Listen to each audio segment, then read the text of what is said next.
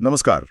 आज हम एक बड़ी ही दिलचस्प कहानी की गहराई में उतर रहे हैं। नाम है मोहान और हनुमान जी की रक्षा। नमस्कार। हाँ, ये कहानी आस्था और कह सकते हैं डर के ताने बाने से बुनी है। बिल्कुल। हमारे पास जो जानकारी है वो हमें ले जाती है राजस्थान। एक छोटा सा गांव है वहाँ, जहाँ एक बहुत पुराना हनुमान मंदिर है। हाँ, आस्था का एक बड़ा केंद्र। सही। और कहानी शुरू होती है एक रात के जागरण से। लेकिन फिर कुछ ऐसा होता है जो मतलब थोड़ा रहस्यमयी है, डरावना भी। हम्म। कहानी का जो मुख्य पात्र है वो एक 10 साल का बच्चा है, मोहान। आधी रात का वक्त, अंधेरा, और वो खो जाता है। और फिर उसका सामना होता है एक एक खौफनाक हस्ती से। बिल्कुल। तो चलिए इसी को आज समझते हैं। एक बच्चा, सुनसान रात, एक चुड़ैल, और फिर एक चमत्कार। सुनने में ही काफी रोमांचक लग रहा है। तो कहानी की शुरुआत होती है उसी प्राचीन हनुमान मंदिर से, राजस्थान के उस गांव में। आप सोचिए, रात का समय है, मंदिर में जागरण चल रहा है, भजन कीर्तन हो रहे हैं। माहौल एकदम भक्तिमय होगा। हाँ, पूरा भक्तिमय। और एक परिवार है जिसमें ये 10 साल का बच्चा मोहन भी शामिल है। वो सब रात भर के जागरण के लिए वहां हैं। ये एक पारंपरिक आयोजन था, ऐसा पता चलता है। हम्म। अब जागरण चल रहा है देर रात तक। बच्चे तो बच्चे होते हैं ना। मोहन थक गया। स्वाभाविक है। खेलते कूदते या शायद बस बैठे बैठे ही वो मंदिर से जो बाहर रास्ता जाता है ना, वहीं पर सो गया। और अच्छा। यहीं से मतलब कहानी में एक मोड़ आता है। अच्छा, ये बात थोड़ी अजीब है कि कैसे एक सामान्य सी बात, बच्चे का सो जाना, आगे इतनी बड़ी घटना का कारण बन जाती है। सही कहा। ये थकान, नींद और फिर घरवालों का रिएक्शन। हाँ, रिएक्शन क्या था? जब घरवालों ने देखा कि वो रास्ते में सो रहा है तो उसे थोड़ी डांट पड़ी। अब क्यों पड़ी? शायद इसलिए कि रास्ते में था, या शायद इसलिए कि जागरण में उसे जागना चाहिए था। ये तो साफ नहीं है। वजह जो भी हो। हाँ, पर बच्चे का मन तो कोमल होता है। डांट सुनकर मोहन को बुरा लगा। वो नाराज हो गया। अच्छा। और उसी नाराजगी में बिना किसी को कुछ बताए वो चुपचाप अंधेरे में मंदिर परिसर से बाहर निकल गया, अकेला। अरे बाप रे। हाँ, सूत्र बताते हैं चारों ओर सुनसान रास्ते, दूर दूर तक कोई नहीं। सोचिए, आधी रात, गांव के बाहर का इलाका, और एक 10 साल का बच्चा गुस्से में अकेला। कितनी खतरनाक सिचुएशन है ये। बिल्कुल। यहाँ बच्चे का मनोविज्ञान भी देखिए। गुस्से में उसे खतरे का अंदाजा ही नहीं है। वो बस उस डांट से, उस जगह से दूर जाना चाहता है। एकदम भावनाएं तर्क पर हावी हो गई।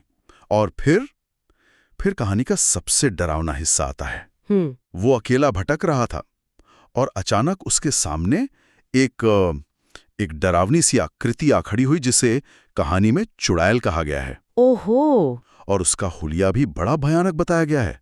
आंखें एकदम लाल, बाल बिखरे हुए, चेहरा बहुत डरावना, बिल्कुल वैसा जैसा लोक कथाओं में होता है। रोंगटे खड़े करने वाला विवरण है ये तो। और वो सिर्फ दिखने में डरावनी नहीं थी।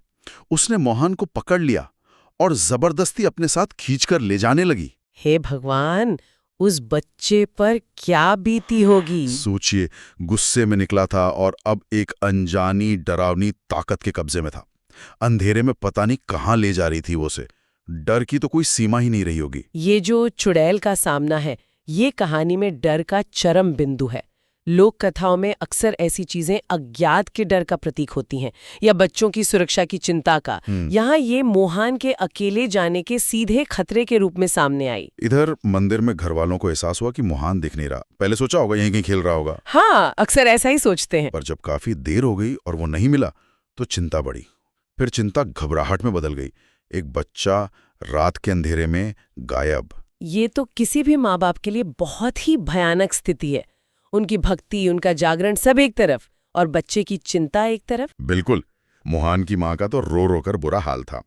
सब लोग, परिवार वाले, शायद आसपास के कुछ और लोग भी उसे ढूंढने अंधेरे में निकल पड़े।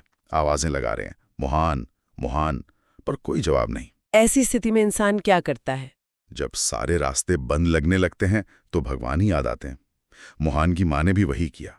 वो भागकर मंदिर में हनुमान जी की मूर्ति के सामने गईं, गिर पड़ी और रोते हुए प्रार्थना करने लगी। हे बजरंगबली, मेरे बेटे की रक्षा करो, उसे बचा लो, उसे सही सलामत वापस ला दो। देखिए, यही आस्था की ताकत दिखती है। जब इंसान बेबस महसूस करता है, तब प्रार्थना एक सहारा बनती है। माँ की ये प्रार्थना सिर्फ शब्द नहीं थे, ये हनुमान जी पर उनका गहरा विश्वास था, संकट मोचन पर विश्वास। हाँ, और लगता है कि वो पुकार सुनी गई। उधर वो चुड़ैल मुहान को घसीटते हुए गांव से और दूर गहरे अंधेरे में ले जा रही थी। मुहान बेचारा डरा हुआ, बेबस। तभी कहानी के अनुसार अचानक उनके सामने एक बूढ़े आदमी प्रकट हुए। अचानक? हाँ, बिल्कुल अचानक। और वो कोई मामूली बूढ़े आदमी नहीं लग रहे थे। उनकी उपस्थिति में एक रॉक था, एक अधिकार था। उन्होंने बड़ी कड़क आवाज में चुड़ैल से पूछा, कहाँ ले जा रही है इस बच्चे को? ये मेरे साथ है। ये मेरे साथ है, ये शब्द बहुत मायने रखते हैं। बिल्कुल। आवाज में इतनी दृढ़ता थी कि माहौल ही बदल गया। इस बूढ़े आदमी का आना ही कहानी का टर्निंग पॉइंट है। रूप साधारण पर अंदाज बिल्कुल असाधारण। लोक कथाओं में अक्सर ऐसा ही होता है, देवी देवता अप्रत्याशित रूप में आते हैं। और इसका असर देखिए, जैसे ही चुड़ैल ने उस बूढ़े आदमी को देखा, उनकी आवाज सुनी, वो कांपने लगी। डर गई वो, बुरी तरह डर गई। चेहरे पर जो क्रूरता थी वो डर में बदल गई। इतनी डरी कि बिना कुछ कहे, बिना कोई सवाल जवाब किए मुहान को वहीं छोड़ा और भाग गई, जैसे किसी बहुत बड़ी शक्ति से सामना हो गया हो उसका। ये दिलचस्प है, डर का ट्रांसफर हो गया। पहले बच्चा डरा हुआ था, अब डराने वाली खुद डर कर भाग गई। सही कहा। उस बूढ़े आदमी की उपस्थिति में ही कुछ ऐसा था, छुपा हुआ बल। चुड़ैल के भागने के बाद उस बूढ़े आदमी ने बड़े प्यार से मोहन का हाथ पकड़ा। सोचिए, उस बच्चे के लिए कितना बड़ा सुकून होगा ये। बिल्कुल, मौत के मुंह से वापसी जैसा। बूढ़ा आदमी उसे वापस मंदिर की तरफ ले जाने लगा। रास्ते में क्या बात हुई ये तो नहीं पता, पर शायद उन्होंने बच्चे को हिम्मत दी होगी। चलते चलते वो मंदिर के मेन गेट तक आ गए। वहां पहुंचकर बूढ़े आदमी ने मोहन से कहा, जा बेटा, अंदर जा, तेरे घर वाले तुझे ढूंढ रहे हैं। आवाज में अब नरमी थी, शांति थी। अच्छा। मोहन अंदर जाने लगा। दरवाजे से अंदर जाते ही उसने पीछे मुड़कर देखा। होता है ना, हम धन्यवाद कहने के लिए या बस देखने के लिए मुड़ते हैं। हाँ बिल्कुल। पर पीछे कोई नहीं था। वो बूढ़ा आदमी एकदम गायब हो चुका था। जैसे आया था वैसे ही रहस्यमयी तरीके से चला गया। गायब। यहीं पर यह घटना अलौकिक बन जाती है। अगर वो कोई आम इंसान होते तो वहीं होते या कहीं जाते हुए दिखते। उनका यूं अदृश्य हो जाना इशारा करता है कि वो कोई मानवीय हस्ती नहीं थे। एकदम।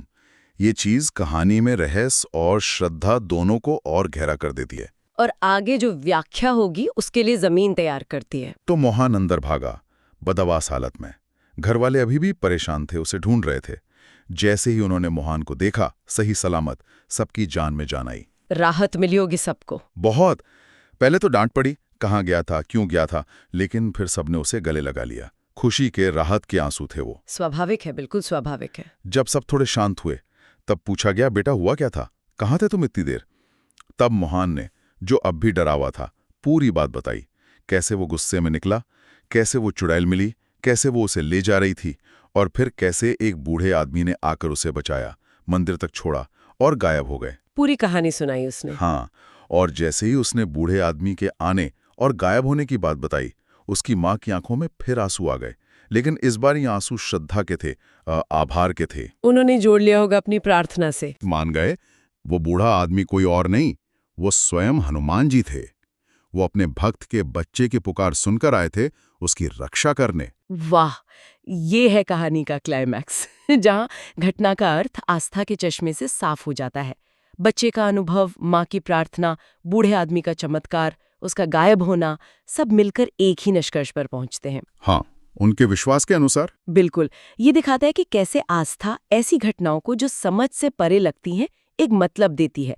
हनुमान जी का जो संकट मोचन रूप है वो यहाँ साकार होता दिख रहा है। इस बात के सामने आने के बाद तो माहौल ही बदल गया। डर और चिंता की जगह अब श्रद्धा और कृतज्ञता ने ले ली। पूरा परिवार और शायद गांव वाले भी सब हाथ जोड़कर हनुमान जी का धन्यवाद करने लगे। उस रात के जागरण का मतलब ही बदल गया होगा उनके लिए। हाँ, वो रात उनके लिए हनुमान जी की कृपा का प्रत्यक्ष प्रमाण बन गई।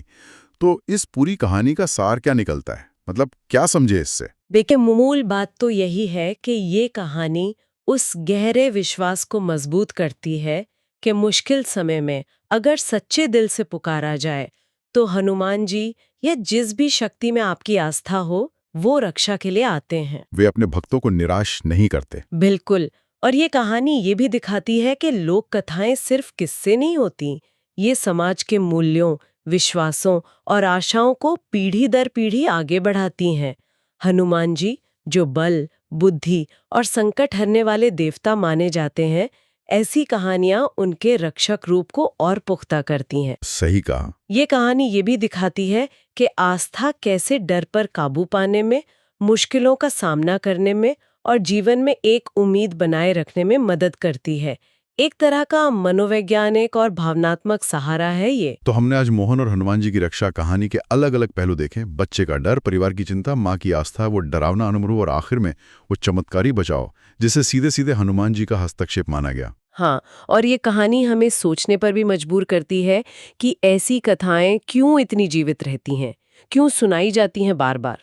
शायद इसलिए कि ये इंसान के मन की गहरी बातों को छूती हैं। हमारा डर, हमारी ज़रूरतें, हमारी उम्मीदें और अदृश्य शक्तियों पर विश्वास करने की हमारी इच्छा। एक सवाल मन में आता है, ये जो डर और आस्था का टकराव या कह लें जुगलबंदी इस कहानी में दिखी, ये हमें अज्ञात का सामना करने की हमारी क्षमता के बारे में क्या सिखाती है? क्या आस्था डर का इलाज है या उससे जूझने का एक तरीका मात्र? वाह, ये सोचने वाली बात है। और इसी विचार के साथ हम आज की ये चर्चा यहीं समाप्त करते हैं। उम्मीद है मोहन और हनुमान जी की ये कहानी आपको दिलचस्प लगी होगी और इसने आपको आस्था और डर जैसे विषयों पर सोचने के लिए कुछ नया दिया होगा। उम्मीद तो यही है। और हाँ, अगर आपको ये चर्चा पसंद आई, अगर आप चाहते हैं कि हम ऐसी और कहानियों और विचारों पर बात करते रहें, तो हमारे इस प्रयास में हमारा साथ जरूर दें। हाँ, बिल्कुल। इस वीडियो को लाइक करें, अपने दोस्तों और परिवार के साथ शेयर करें, ताकि ये कहानी और इसके मायने ज्यादा लोगों तक पहुंचें। और सबसे जरूरी बात, आगे भी हमसे जुड़े रहने के लिए हमारे चैनल को सब्सक्राइब